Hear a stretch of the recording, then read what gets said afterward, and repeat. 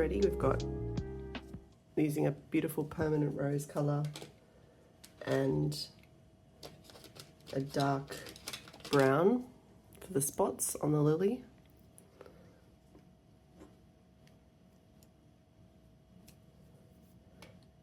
And a little bit of yellow and a little bit of light blue for the light green stamen in the center of the lily.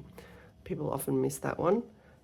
It's a small detail that really makes the color, makes the pink of the lily pop.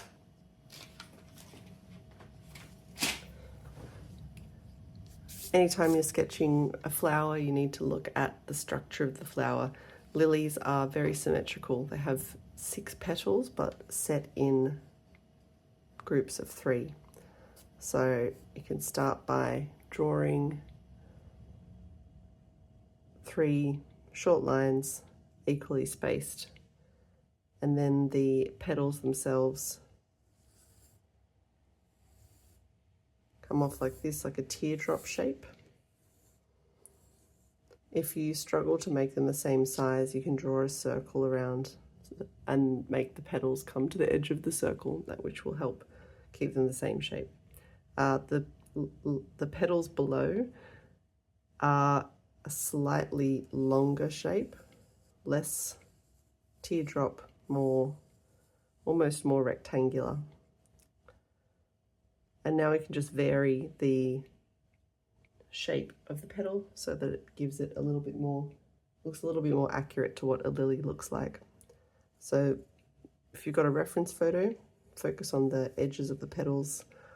Often you can, if you just wiggle the pencil a little bit, it'll bring some accuracy into the flower. You can think about C's and S's as well. So doing an S shape will give the petal that characteristic ripple that a lot of flowers have, or a C shape. So I'll do one over here as well, little S shape. There we go, and I'll erase the other lines so that we're left with our flower.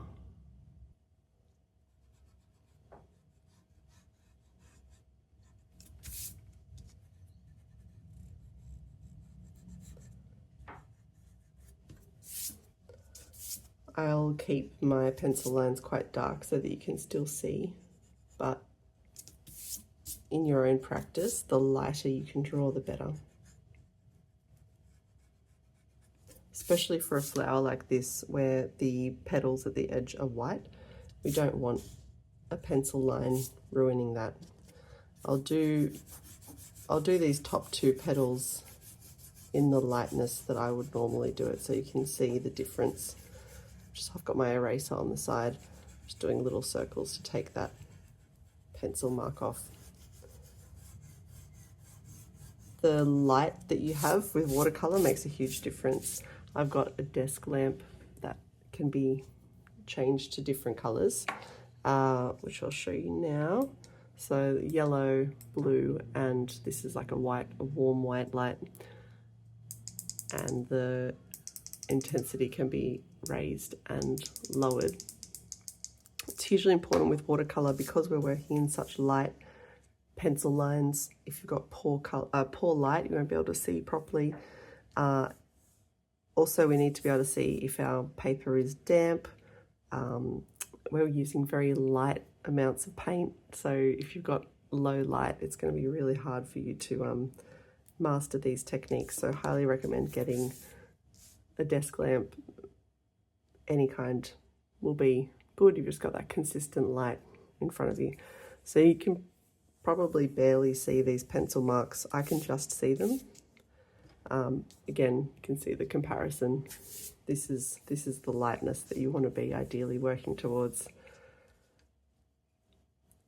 And I'll just sketch in some of the, again, I'll go dark so you can see them, but I'm just going to sketch in some of the stamens.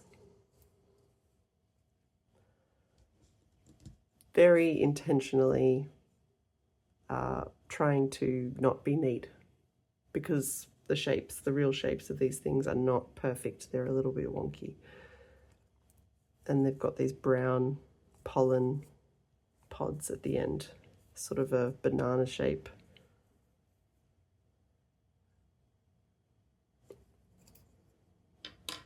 Great. Now we can start painting our lily, starting with the pink wash in the background. Many ways to do this. I'm going to do each couple of petals a different way so that you can see the different ways that we could approach that. Firstly, on this first petal, I'm going to do wet on wet, so filling the entire petal except for these stamens, making sure I don't get water on top of those. Filling the whole petal with water, getting these edges really neat.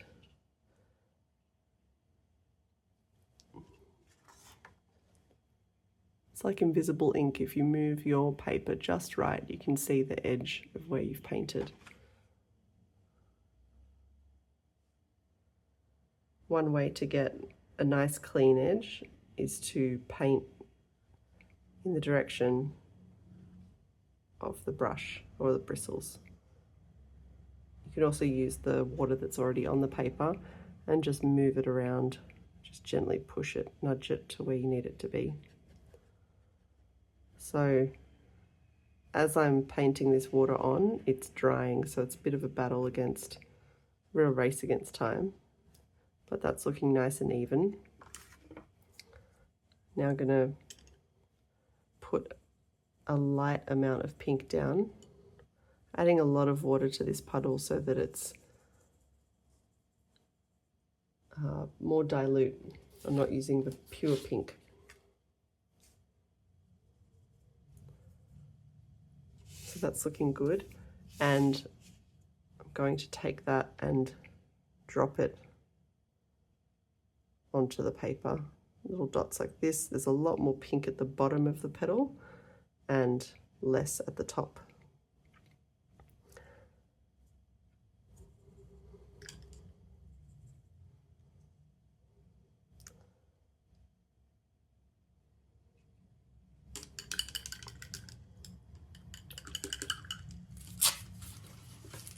The water is pooling at the bottom here, so to prevent that from making an uneven mark,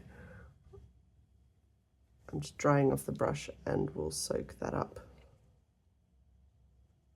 I'm not brushing onto the paper because that would disturb the shape that this watercolour has made, which is lovely.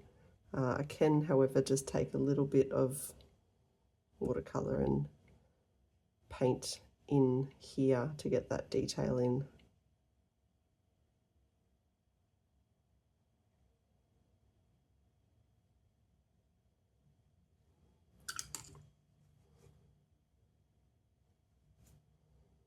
So that's looking nice and even. I'm going to do a similar thing over here, but I'm going to do dry on wet, which is something that I don't often do. So same as before, painting this petal, making sure to not connect with this already wet petal. I'm just leaving a little, it's hard to see, but I'm just leaving a little gap. A little bit of dry paper, little gap. Oh, it's very easy to accidentally connect them. You can see there's a little bit of pink that's moving over. That's okay. Just finish shading in this leaf.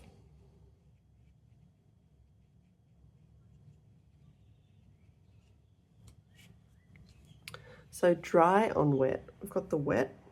Dry is grabbing a bit of the pure paint. You can see on the paper there's no puddle here. It's just pure paint and the brush doesn't have much water on it at all. And I'm going to paint it on like that. what that gives you is a very soft border, but a lot of colour intensity, which we have here with the lily. I don't want to paint too much of the flower, of the petal, sorry, because a lot of it is white. But we'll just do that, and then as the dry paint mixes with the wet paper, that border should start to diffuse and move out a little bit more. You can see this first petal, the paint has travelled into some of the white area, which I don't want. So I'm just going to grab that, lift it up like that, just so that we preserve that nice white edge. So there's two ways of achieving our lily. I'm going to continue that around and keep the same technique. So the top petals will get this wet on wet technique, and the bottom petals will get dry on wet.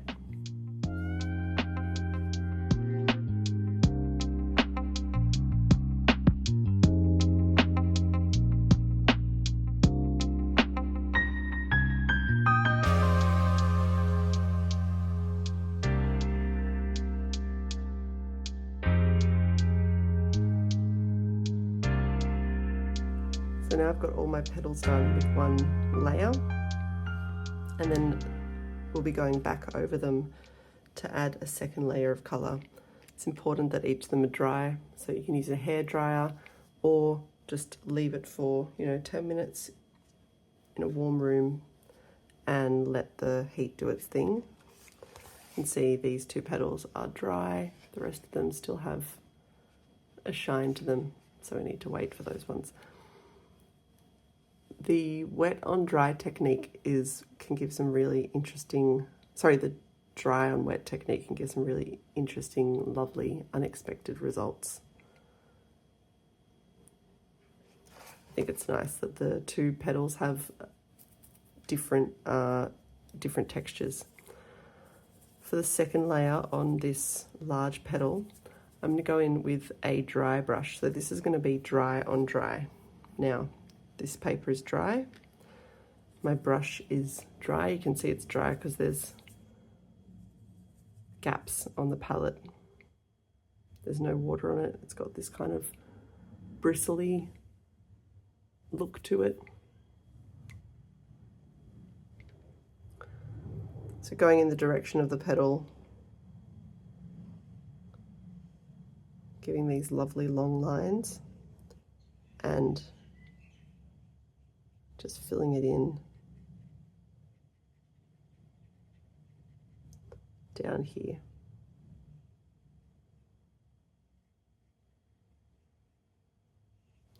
The trick with this technique is less is more. So the bristliness of the brush creates this lovely texture.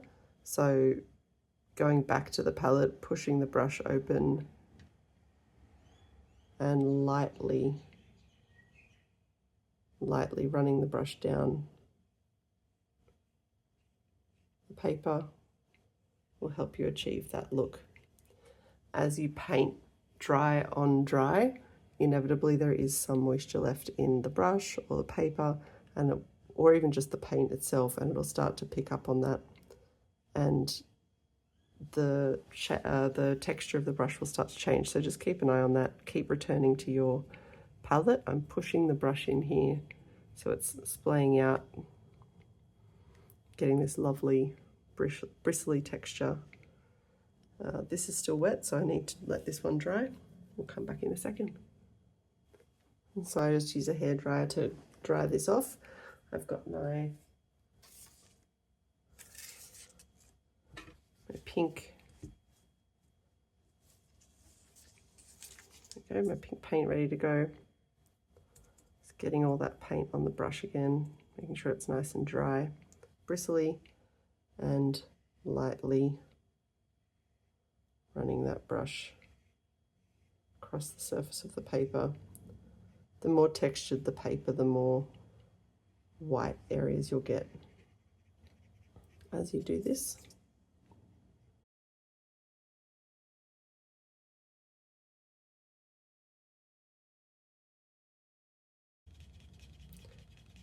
And now that the brush is drier, I can push the brush a lot more into the paper. You can see there's a slight difference in texture between those two.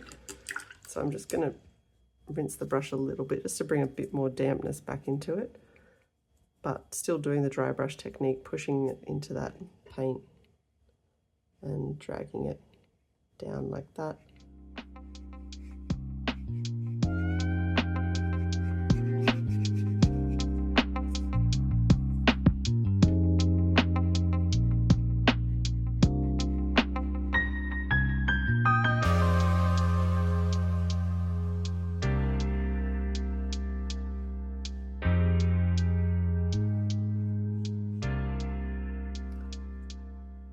And doing the same for the back petals, but just a little less.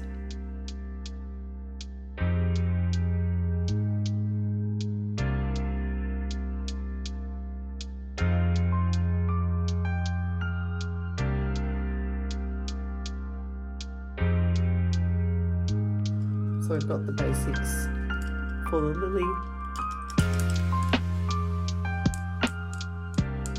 Just need to do the stamen and the spots. You can also put a slight shadow onto the petals if you'd like. It is a little hard with white petals to do a shadow around the edge, but it does help given that at the moment there's nothing really to differentiate the flower from the background. The other option is to, before you paint all the pink, is to paint a light, very, very light grey or blue, or just something that is different to the colour of the paper, so that the white of the petals isn't the same colour as the paper. But to do this little shadow, I'm going to take a bit of the pink, which is the colour of our petals, and a little bit of blue, and a little bit of the brown. Try and make a kind of a grey colour. So I'm going to add a little bit more blue to that. There we go, that's a nice grey.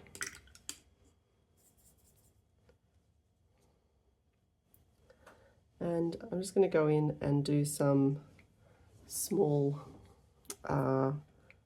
shapes like this. So thick to thin. Think of the light coming from this side and where the shadows would fall based on the ripples on these leaves.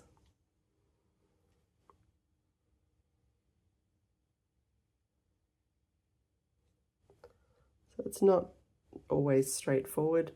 Less is more with this one. Our eye will naturally connect the dots and find a shape. So don't feel like you have to paint the outline of every single leaf. You can also paint the shadow that, sorry, not leaf, petal. You can also paint the shadow that the petals on top cast on the petals below. So that would be a little bit just here.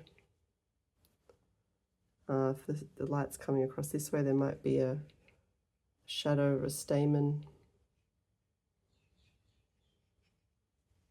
Like that.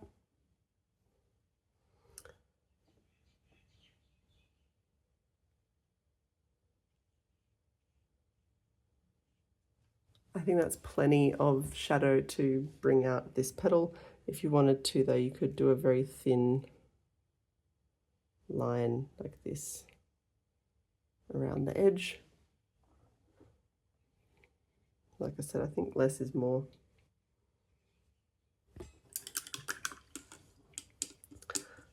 The last two things to do are the dots and the green stamen.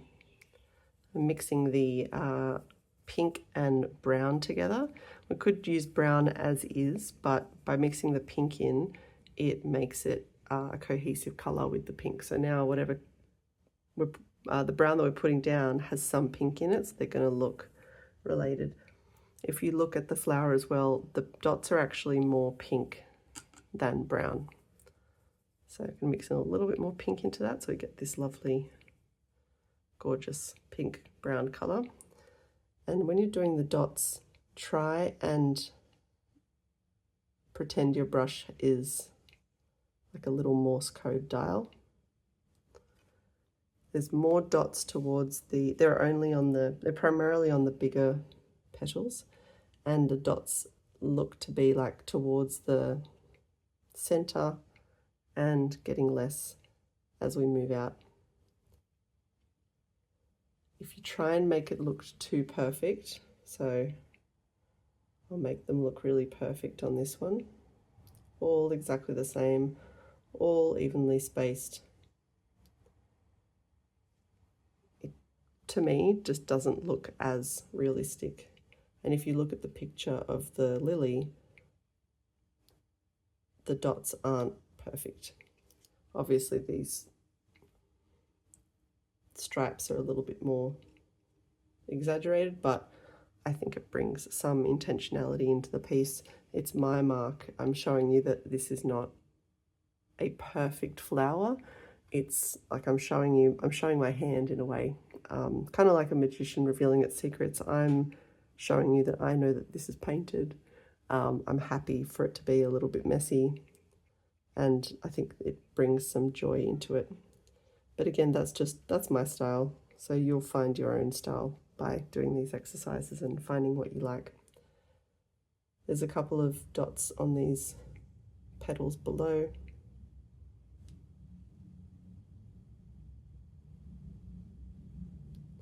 The more of these exercises you do, the easier small marks like this will become.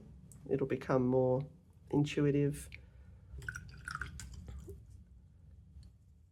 and you'll find that your hand naturally does certain things, and you don't have to think about it as much, and that just becomes your mark.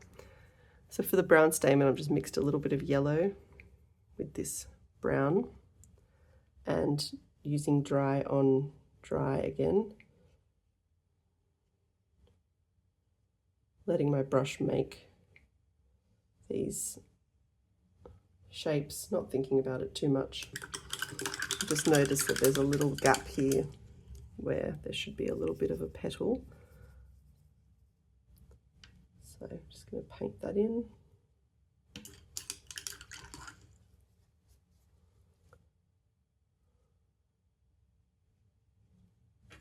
Go. And then for the stamen, mixing yellow with a tiny bit of blue. Less blue than you think you need, because we're wanting to make this fluoro green color.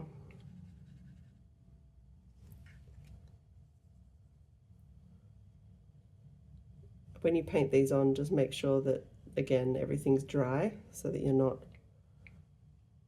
the green won't spread when you put it down.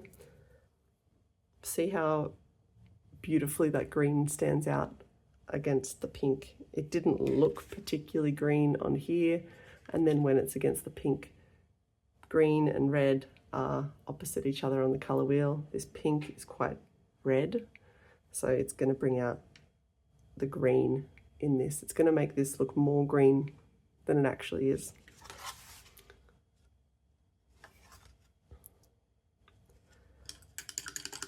And there you go.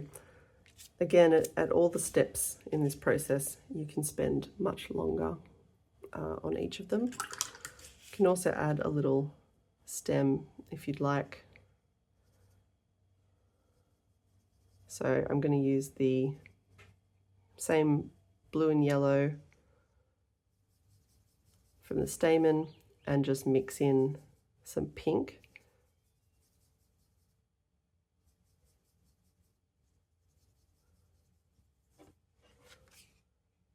This is a little bit, it's a little bit on the brown side, but I think that will just draw more attention back to the pink. And as I mentioned, because this flower is so pink, you know, and it's a bit on the red side, it's going to make this look even more green. So even though it looked a little bit brown here, against the pink, it's looking more green. These lilies have these beautiful leaves that fan out, which you can achieve by pressing and lifting your brush. This is a wet on dry technique. Press and lift. I've got a wet puddle of paint. Press and lift. You can leave a little gap of white paper to suggest the vein of the leaf. Make one of the leaves go behind this petal.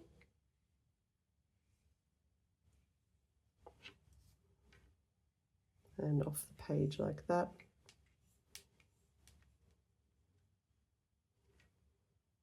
You can make this one a little bit bigger to match the one at the top, and I think we'll take this one off the page as well so that they're all matching. There you go.